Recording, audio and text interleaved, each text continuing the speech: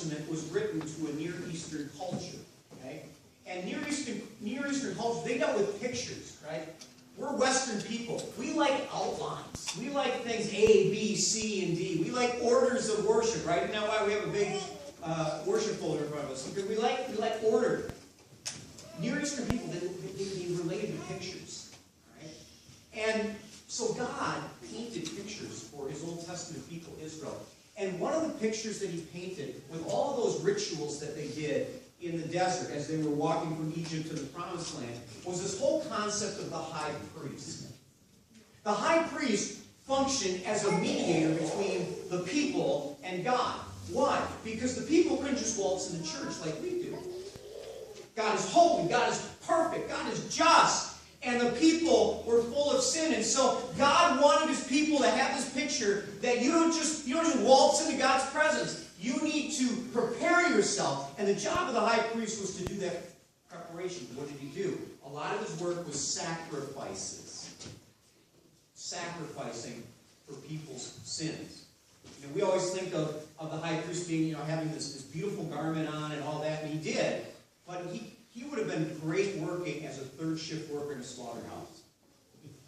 Because that's what he did. Most often, thousands and thousands of sacrifices. Because God wanted the picture to be painted. You don't just come in here. There must be a shedding of blood. But here's the problem the high priest had. The high priest was supposed to be a representative between these nasty, terrible, awful, disobeying people and a holy, precious, perfect God. But what's the issue? The issue is the high priest is full of sin as well.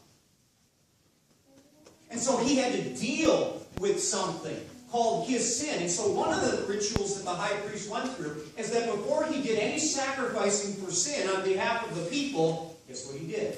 He sacrificed for himself. And because he did that, the Bible says, the book of Hebrews says this, he is able, the high priest is able to deal gently with those who are ignorant and are going astray, since he himself is subject to weakness. This is why he has to offer sacrifices for his own sins, as well as for the sins of the whole people. You see, when you identify with a group of people, you suddenly have empathy for them, don't you? Because you know what they're going through. The high priest wasn't just some highfalutin guy that he knew exactly what they were dealing with when it came to sin, because guess what? He was a sinner. And then all of a sudden, here's the cool thing. The author of the book of Hebrews switches gears. And he stops talking about this earthly Old Testament high priest. And he says something really cool about another high priest. Listen to what he says. He says, you are my son. Today I become your father. Now, as far as I know, God never